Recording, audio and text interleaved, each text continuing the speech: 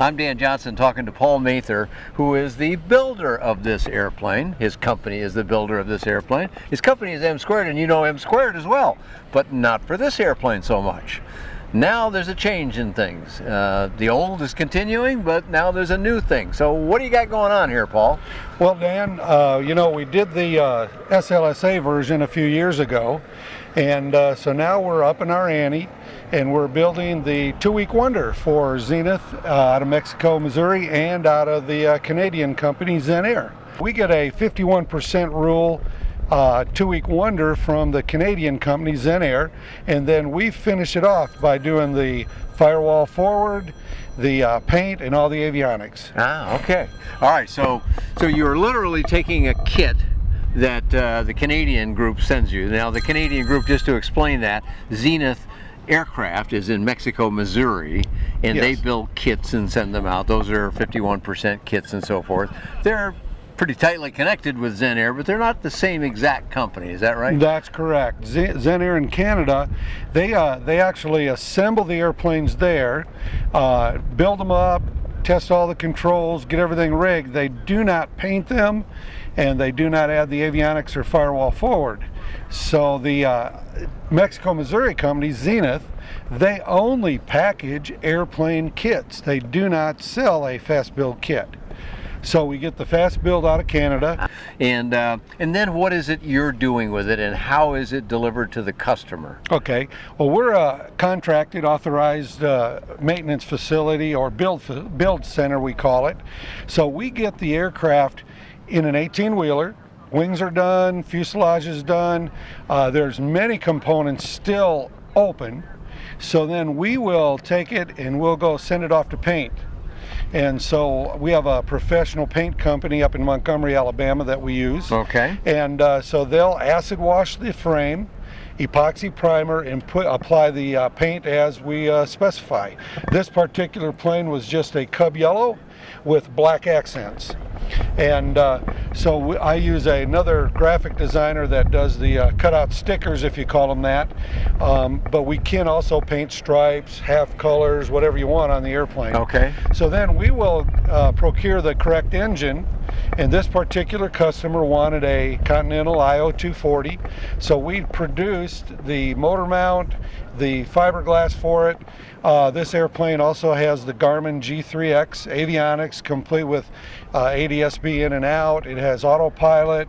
So it was really a fun job. We use another company that does the wiring harness. Okay. Fast Track up in Minnesota. So we get all the components and we make it all happen. So when it comes to me, it will be painted. We've got to do all of the detail work to the airplane, and then do the final assembly, weight and balance inspection, test flight, and then we also do the 40-hour flight test program if the customer wants us to do that. So you get all these parts out of Canada now. I'm starting to get the idea a little bit better. But then you mentioned the term two-week wonder. Now, of course, I know that the one-week wonder was a promotional thing at AirVenture, Yes. which is very cool, and what they do there, and that's a neat thing.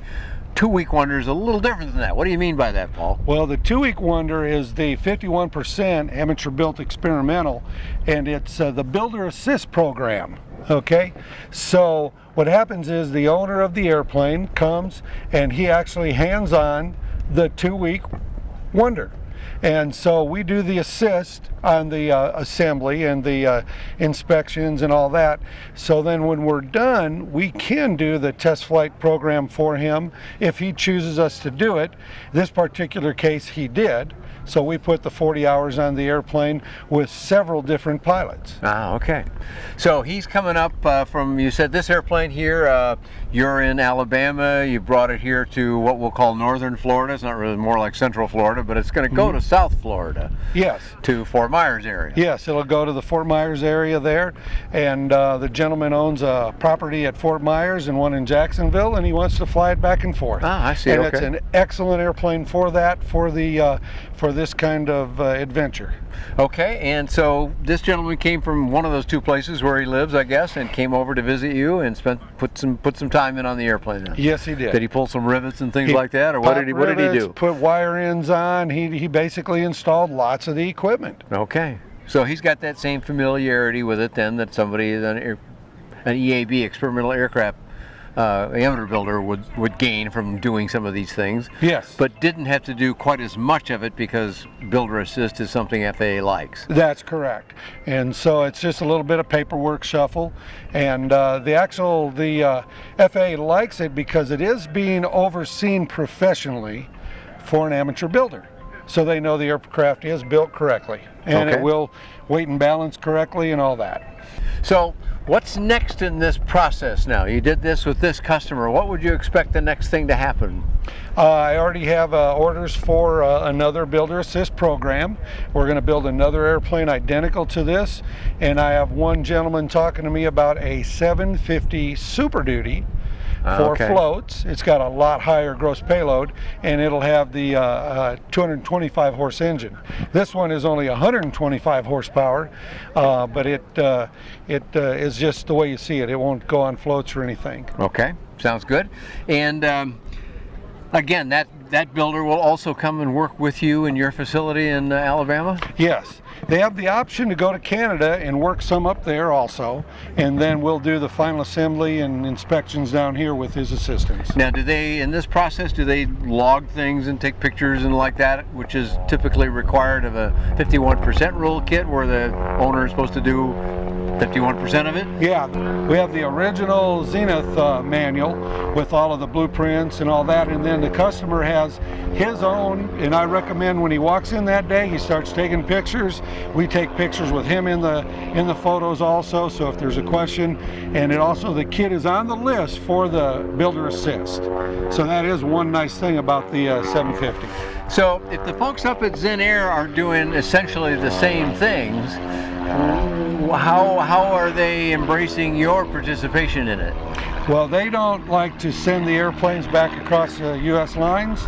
They like to do their Canadian work, and they're jobbing us out to do the U.S. work. I see. Okay. Yep. Okay. So you're working in kind of a partnership with Zen Air in Exactly. Canada then. I see. Yeah, Okay. because they can't get the airworthiness certificates and the registrations Sure. Across the borders, so they have to send it back here. I see. Okay. Great.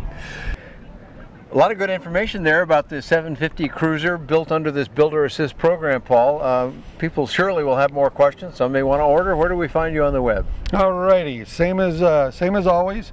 It's MSquaredAircraft.com, and phone numbers and everything are on the website. There is some info on there, but call me direct, 251-957-1533 at the office, and we'd be glad to answer any and all the questions we can. Great, Paul. Thanks so much for joining us here. You can find more information about this aircraft, about Paul's MSquared aircraft. It'll look a little different than this one does, and lots of other affordable aviation available on BuyDanJohnson.com. Thanks for joining Paul Mather and myself here at DeLand Showcase. Don't miss the 15th Annual Sport Aviation Expo at the Sebring Regional Airport, January 23 to 26, 2019. The Sport Aviation Expo provides the opportunity to review aircraft and do demo flights. The event features light sport aircraft and includes kit planes, powered parachutes, trikes, gyros, amphibians, drones, ultralights and electric-powered aircraft.